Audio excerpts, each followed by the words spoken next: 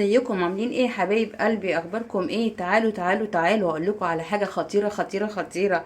انا عرفت لكم سر الكبده الاسكندراني زي بتاعه الشوارع او المحلات اللي انتوا بتحبوها وبتعملوها في البيت، ما بتطلعش زي بتاعه المحلات.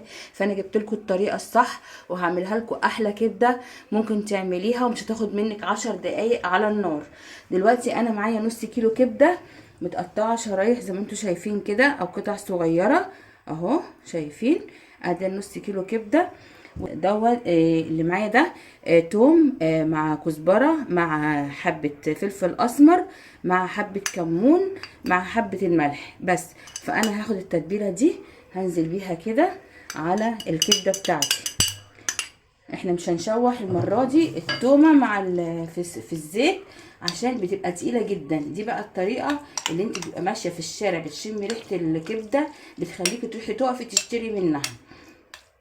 الكبده كده لازم تتبل شويه بالملح والفلفل والكمون والكزبره.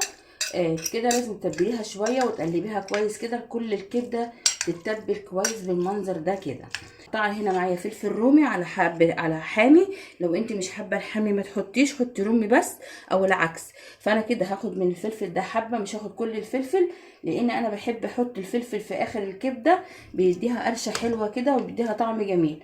فانا برضو هقلب الفلفل برضو مع الكبده كده، وهجيب عصره ليمونه اعصرها على الكبده بتاعتي واسيبها في التتبيله دي 10 دقايق، ونرجع نعمل الكبده مع بعضينا. دلوقتي انا هحط نص ليمونه هعصرها على الكبده كده، لان انا كنت عصره عليها نص تاني قبل ما احط التوابل عليها. نص عصره الليمون ده بقى احنا بنحط نص عصره الليمونه ديت ليه، او عصره الليمون دي ليه؟ عشان خاطر تضيع لنا الزفاره بتاعت الكبده، ما يبقاش فيها زفاره وانت بتاكليها، مش هتشمي ريحه زفاره خالص. هنسيبها بقى في التتبيله دي لمده 10 دقايق، ونرجع نعمل الكبده مع بعضينا. والريحه والطعم بقى وهم وهم وهم. طاسه على النار وهنحط فيها 3 معالق زيت بالمنظر ده كده، او ممكن تكتري زيت شويه لو انت بتحبي يبقى فيها صوص كتير. هسيبها تقدح جامد لحد عشان ما انزل الكبده ما تنزلش معايا ميه. دلوقتي هبتدي انزل الكبده على مرتين مش على مره واحده، زي ما انا قلت لكم مش عايزاها تنزل ميتها. هفردها بالطاسه بالمنظر ده كده،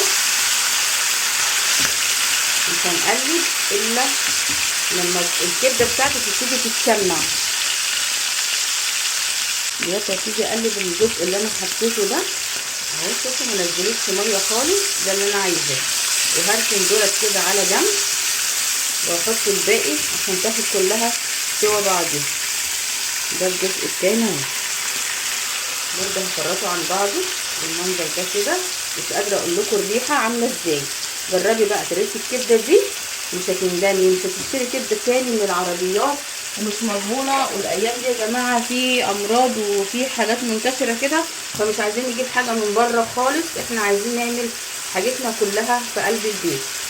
برضو مش هقلب دولت الا اما تبتدي تشمع برضو شويه.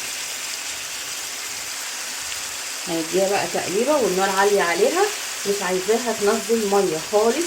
وكده مش هنضيف اي توابل تاني ليها، احنا حاطين الملح وحاطين الكمون وحاطين الفلفل وحاطين الكزبره وحاطين برضو الفلفل الاخضر. بس كميه الفلفل الاخضر اللي معايا دي انا هحطها لما الكبده تستوي. الكبده دي ما بتاخدش معايا 5 دقايق على النار، ما تكتريش السوا على الكبده عشان ما تنشفش منك وهتبقى بتقطم معاكي كده وبتشد مش حلوه. لون الكبده اتغير معايا وريحتها بدات تطلع، الريحه جميله جدا والله العظيم. انا جوعت وانا بعملها، الريحه احلى كمان من اللي احنا بنشمها من كبده العربيات. دلوقتي هبتدي اقلب الفلفل الاخضر اللي انا شايلاه بالمنظر ده كده تقليبه بقى مع الكبده كده. انا مش عايزه الفلفل يستوي، انا عايزاه الفلفل وانت بتاكليه كده يقرش تحت اسنانك، بيدي طعم جميل قوي قوي للكبده. جربيها بقى يا قمر بالطريقه الجميله دي، مش هتشتريها تاني من بره. بس ما تنسينيش بدعوه حلوه. لسه بقى في تكايه كده هعملها برضو قبل ما اقفل عليها. دول يعني معلقه خل كده بس، هقلبها برضو تقليبه مع الخل